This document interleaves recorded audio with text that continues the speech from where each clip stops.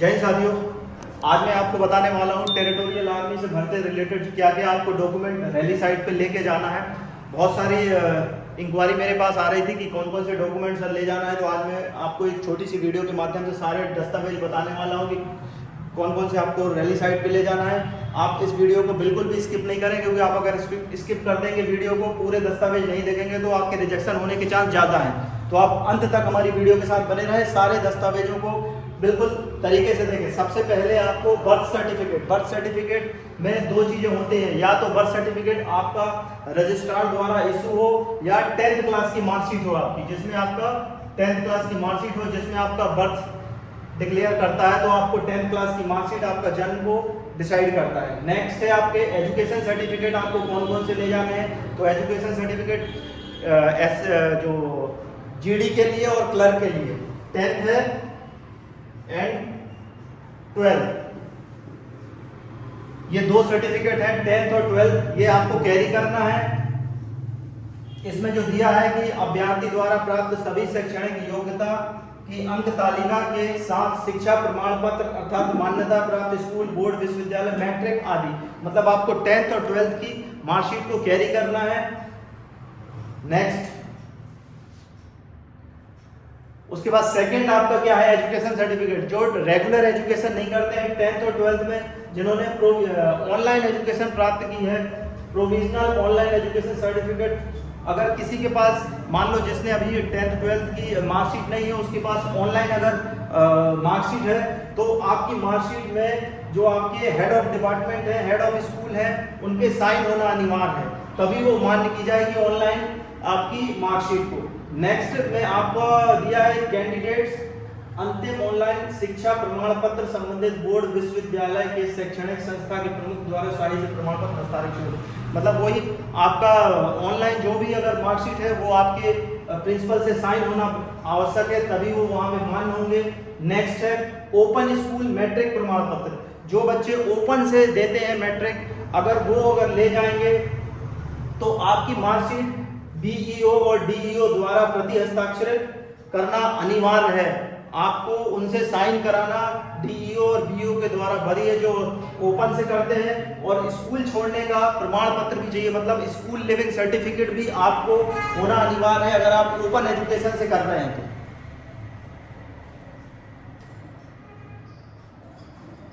Next है जो 8th class pass हैं उनको क्या ले जाना है।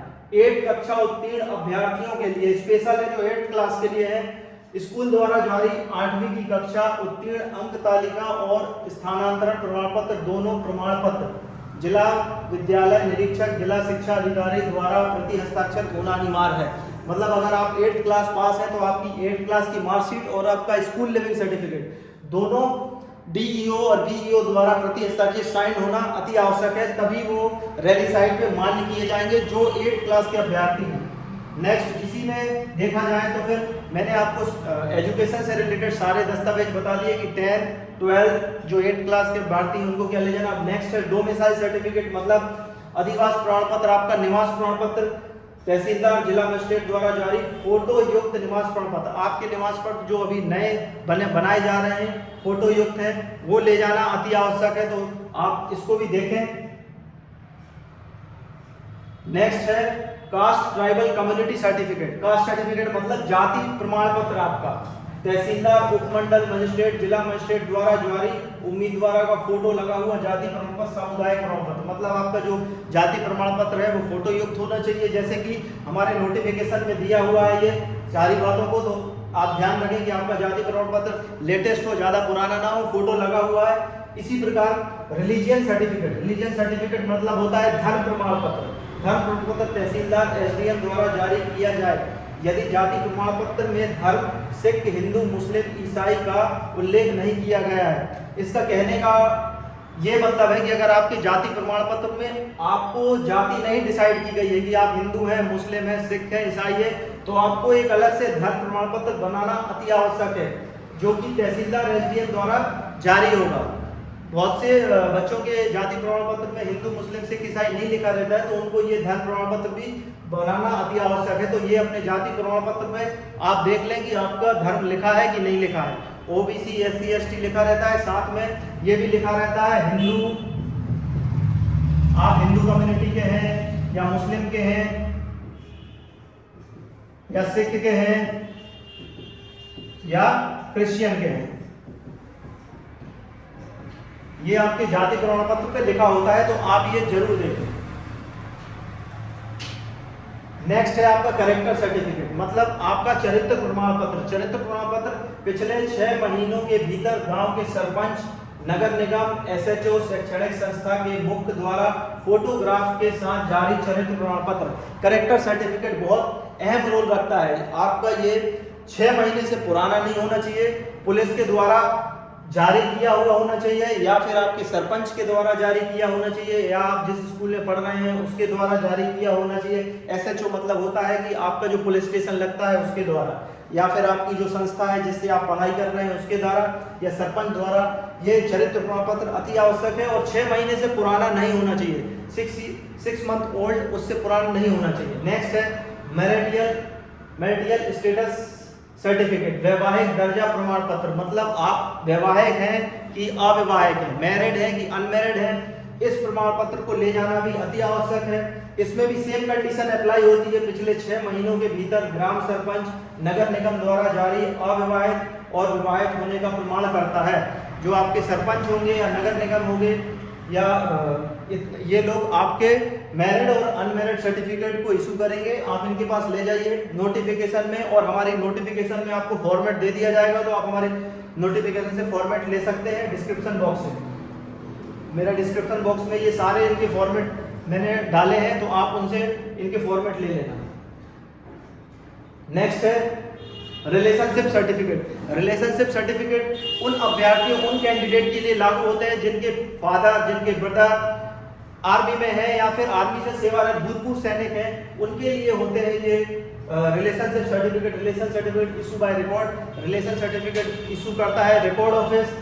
एफिडेविट स्पॉन्सर सर्टिफिकेट, इसके साथ एक स्पॉन्सर सर्टिफिकेट भी होता है जो हम आपके डिस्क्रिप्शन बॉक्स में लगा देंगे।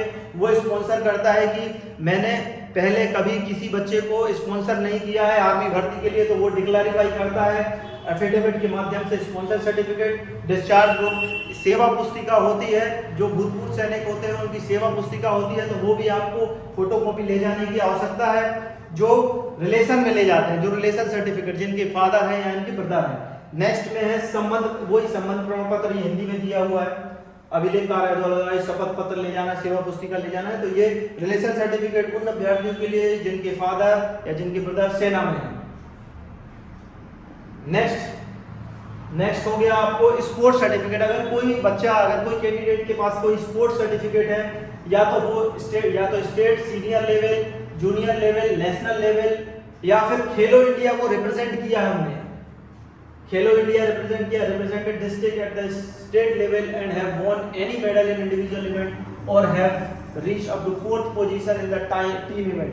अगर आपने स्टेट के senior level, junior level, national level represent किया है खेलो इंडिया को, या फिर आपने डिस्ट्रिक्ट लेवल में कोई रिप्रेजेंट किया है किसी खेल को और 4th पोजीशन तक अगर आप आए हैं, तो वो अपने सर्टिफिकेट ले जाए। वहाँ भी आपको एक्स्ट्रा मार्क, एक्स्ट्रा पॉइंट और प्रिविलेज दिया जाएगा स्पोर्ट्स कैटेगरी के जो भी स्टूडेंट्स हैं। नेक्स्ट है आधार कार्ड। आधार कार्ड में मैं आपको एक बार फिर बता रहा हूं कि आधार कार्ड और पैन कार्ड में अगर आपके नेम मैच नहीं है, नेम मैच होना अति आवश्यक है। ये दोनों में आपके आधार कार्ड और पैन कार्ड में दोनों के नाम बिल्कुल एक जैसे होने चाहिए। अगर थोड़ा सा भी डिफरेंस होगा तो आपको रिजेक्ट कर दिया जाएगा, वहीं रैली साइड पे ही आपको बाहर कर दिया जाएगा। तो आप देख लें कि आपके आधार कार्ड में, आपके पैन कार्ड में आपका डेट ऑफ बर्थ DOB ये सेम होना चाहिए दोनों में। बहुत सारे बच्चे ये गलती करते हैं, माइनर मिस्टेक, बहुत माइनर सीरीज सा मिस्टेक है, लेकिन बच्चे सबसे ज़्यादा ये करते हैं कि उनके आधार कार्ड और पैन कार्ड में उनके नाम मैच नहीं होते, उनके डेट ऑफ बर्थ नहीं होते। तो आप ध्यान रखें, अभी से अगर किसी के कोई त्रुटि है, कोई डिफरेंस है, तो वो ठीक करा लें, या फिर पैन कार्ड में ठीक करा लें, आधार कार्ड में। नेक्स्ट है आपको फोटोग्राफ्स, लेटेस्ट की खिंचाई हुई 20 फोटोग्राफ्स आपको ले जाने हैं, बिल्कुल अभी के 20 फोटोग्राफ्स ले जाने हैं। तो ये जो मैंने आपको सारे दस्तावेज बताए हैं, ये आपको 2 सेट में ले जाने हैं, 2 सेट्स 2 सेट में ये सारे दस्तावेजों की आप फोटोकॉपी करें, ओरिजिनल दस्तावेज, और 2 सेट फोटोकॉपी ले जाएं रैली साइट में। एक भी सर्टिफिकेट, अगर आपको कोई भी डाउट है या कोई भी अगर आपको परेशानी आ रही है तो आप हमें कॉल के माध्यम से हमसे पूछ सकते हैं, कमेंट के माध्यम से हमसे पूछ सकते हैं। हम सारी बातों को आपको डिस्क्राइब तरीके से बता देंगे कि किस में आपके सही है, कौन गलत है। तो मैंने आपको बेसिक सी सारी डॉक्यूमेंट्स की जानकारी दे दी है, और ये सारी बातों को मैं अपने डिस्क्रिप्शन बॉक्स में लगाऊंगा। आप डिस्क्रिप्शन बॉक्स में जो भी एफिडेविट है या जो भी फॉर्मेट है अनमेरिट सर्टिफिकेट के वो ले सकते हैं। तो बिल्कुल भी आप स्किप ना करें, ये सारे दस्तावेज रैली साइट पे जाएं, जिससे कि आपके रिजेक्शन होने के चांसेस कम रहें। तो आप हमारी वीडियो के साथ बने रहें, उसके लिए बहुत बहुत धन्यवाद, शुक्रिया, आभार। जय हिंद, जय भारत।